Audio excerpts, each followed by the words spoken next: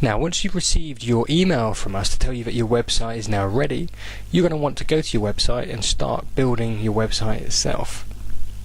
So, follow the instructions that we provide in your email, and you'll arrive at your website, which will look something like this.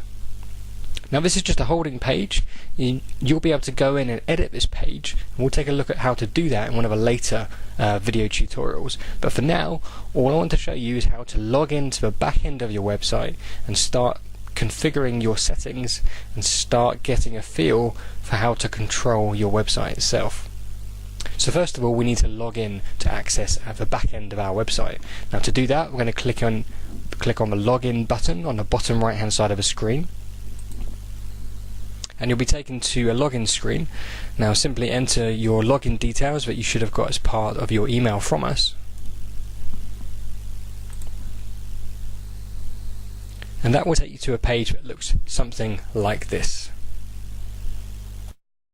Now, once you've logged in, you'll arrive at a page that looks something like this. Now, this is essentially the back end of your website. So this is the back room. This is where you're going to be making all the changes to your website. This is where you'll be creating pages, creating blog posts, adding images, basically controlling all the settings associated with your website. Now, only you, as an administrator, will be able to access this part of your website. Now, think of your website in two contexts. You've got the back end, which is where we are now, and then you've got a front end, which is what your visitors are going to see. And we can flick between them, so as and when you're making changes, you can see what effect those changes are making. Now, to do that, all we need to do is click on the top left button on the screen, and that will take you to the front end of your website. So here's the website that I've just logged into. So this is my website, so this is what my visitors will see.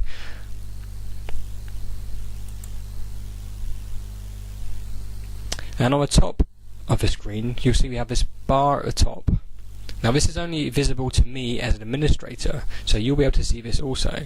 And this allows you to flick between the back end and front end, so we can click back on that top left hand button to revert back to the back room, and then we can go again to the front room.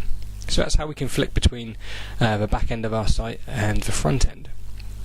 So let's just go back to the back room of our website. And what we're going to do is I'm going to give you a quick overview of some of the main tools that you have available to you. So where we are now is the dashboard. So this is the first screen you'll arrive at when you log into your website, and this, you can customize this however you like. So this can be any information you want instant access to. On the left hand side of your screen, you'll see you have all sorts of different options down here. These are all the tools that you have available to create and customize your website. I'm not going to go into each of these in detail now. We're going to be providing a lot more coverage of all of these in some later videos. For now, I just want to give you an understanding of what each of these options does. Okay, so posts. Posts allow you to post blog articles on your website. So as and when you're perhaps launching a new product or promoting some company news or writing any kind of blog article, that is what you would use posts for. Media is any images and video that you upload to your website. Pages are any pages that you create for your website. Pages are very similar to posts, but think of posts more of your blog articles, and pages are your static pages, so things like your About Us page, perhaps your website shop page, your home page, your Meet the Team page. You would create those as pages, whereas posts would be more kind of like information such as we've just launched a new product range, or we've just had an advert in the local press, anything like that. Comments, this is where you would administer any comments you get on your website. Now typically you'd get comments with any post, so you can turn on and turn off comments, which allow your website visitors to comment on any of your blog posts. As I said, you may or may not want to have that, so you can switch those off if you want to. But the comment section allows you to keep track of anyone that's commenting on your articles on your website. It allows you to then approve those so anyone can see those, or reject them, and basically manage all of your comments. Now the appearance section will allow you to configure the general settings relating to the appearance of your website, so things like the layout, the design, the colours. The plugins section allows you to add additional functionality to your website, and that's where we're going to be adding things like the web accessories, and we'll take a look at that in some of the later videos. Now the users section allows you to add additional users to your website. So for example, if you have a number of staff and you want them all to be able to access this back end of your website, you can set them all up as administrators with their own login details, so they can all access the back end of your website.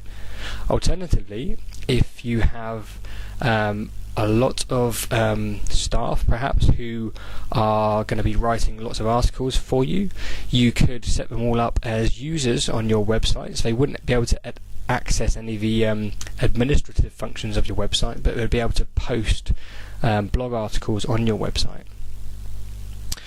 Tools and settings is where you're going to configure the main settings for your website, and we'll take a look at which settings we need to configure in a later video.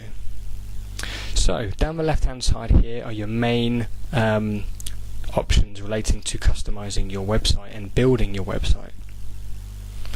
Now along the top here, on the top right, we will have an option that allows you to log out. So when you finish making your changes, don't forget to log out of your website.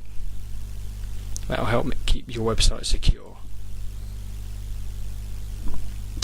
Okay, so hopefully that's given you a bit of a feel for how to first access the back end of your website, some of the tools that you have available, which as I've said we'll go into a lot more detail in some of the later videos, and then how to log out of your website.